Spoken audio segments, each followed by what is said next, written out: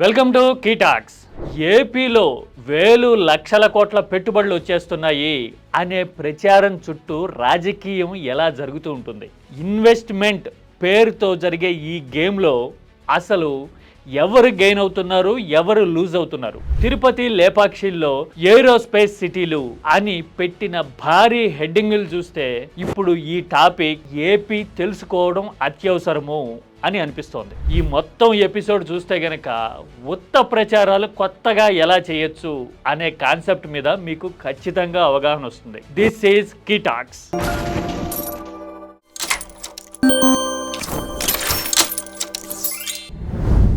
తిరుపతి లేపాక్షిల్లో ఏరోస్పేస్ సిటీలు అనే హెడ్డింగ్ చూస్తే అచ్చా ఏరోస్పేస్ సిటీలు వచ్చేసాయి గోను కట్టేస్తారు కాబోలు అనే ఫీలింగ్ ఎవరికైనా కలుగుతుంది. కానీ అది కాదు మ్యాటర్.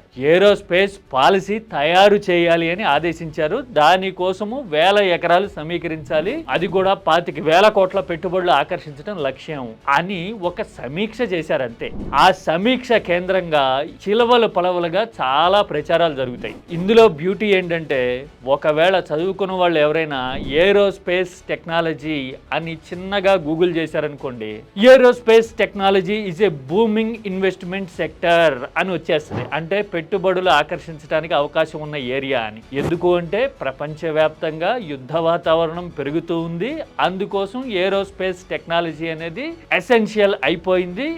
ఎక్కువ దేశాలు ఇందులో పెట్టుబడులు పెడుతూ ఉన్నాయి. మనము ఆ పాయింట్ని వాటంగా మన పబ్లిసిటీకి ఎలా వాడుతున్నాము అనేది నేను ఇప్పుడు చెప్పబోతున్నాను. పైగా ఇంకో అడుగు ముందుకేసి చూస్తే మన పక్కనున్న కర్ణాటక కానీ అటు పక్కనున్న కేరళ కానీ ఈ ఏరోస్పేస్ టెక్నాలజీలో కొన్ని పెట్టుబడులు ఆకర్షించిన మాట వాస్తవం. కేరళ అయితే అరేబియన్ కోస్ట్లో ఇస్రోతో కూడా ఒప్పందాలు చేసుకున్న మాట నిజం. మన దగ్గర మరి ట్రాక్ రికార్డ్ ఎలా ఉంది? మనం ఏం చేశాము? ఇదే ఏరోస్పేస్ టెక్నాలజీ బేస్డ్గా మనం 2015 నుంచి చాలా ప్రచారాలు చేసుకున్నాం.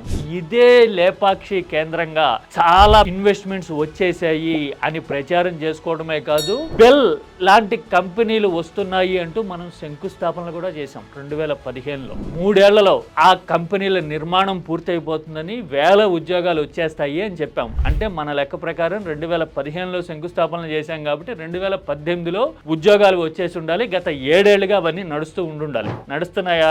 వాస్తవం ఏంటనేది అందరికీ తెలుసు. ఆ తర్వాత మిసైల్ టెక్నాలజీకి సంబంధించిన ఇండస్ట్రీ అమెరికా నుంచి ప్రత్యేక సంస్థలు వచ్చి అనంతపురంలో పెట్టుబడులు పెడుతున్నాయి అని కూడా మనము ఇదే 2015లో భారీ స్థాయిలో ప్రచారం చేశాం.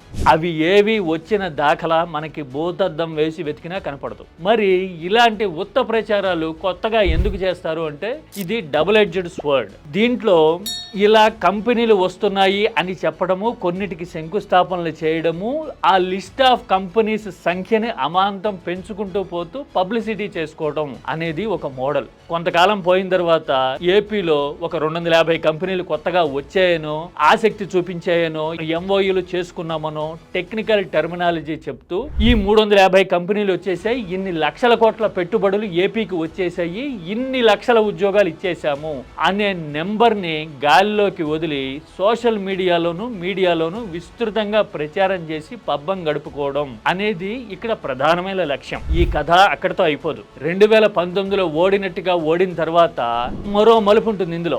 ఏంటి? మేము అన్ని పెట్టుబడులు తెచ్చేసాము, ఆ కంపెనీలన్నింటినీ జగన్ వెళ్ళగొట్టేశాడు అని దానికి కంటిన్యూషన్, సినిమాలకి సీక్వెల్ తీసినట్టుగా ఈ ఫేక్ క్యాంపెయిన్కి కంటిన్యూషన్ కూడా చేయొచ్చు. అంటే అధికారంలో ఉంటేనేమో పెట్టుబడులు తెచ్చేసాము అని బోగస్ క్యాంపెయిన్ నడుస్తుంది, అలాగే అధికారం పోతే గనక ఆ కంపెనీలన్నింటినీ జగన్ వెళ్ళగొట్టేశాడు అనే క్యాంపెయిన్ చేసుకోవచ్చు అనమాట. అంటే మొత్తం మీద ఎటొచ్చినా కానీ ఒక సెక్షన్ ఆఫ్ పీపుల్కి, పార్టీకి పబ్లిసిటీ మాత్రమే ఈ ఇన్వెస్ట్మెంట్ క్యాంపెయిన్ వల్ల నడుస్తూ ఉంటుంది. ఇది చూస్తేనే ఒక మాట గుర్తొస్తుంది. గజం మిథ్య, పలాయనం మిథ్య అని ఒక మాట ఉంటుంది. అంటే ఏనుగు అబద్ధం, అది పారిపోవడం అబద్ధం అని దాని అర్థం. అలాగే మన పాలసీలు, ఇన్వెస్ట్మెంట్ పబ్లిసిటీలకు కూడా ఈ మాట చాలా వరకు అతికినట్టు సరిపోతుంది. ఇది 2015 నాటి ఎక్స్పీరియన్స్ చూస్తే మనకి కళ్ళ ముందు కనిపించే వాస్తవ చిత్రం. This is కీటాక్స్.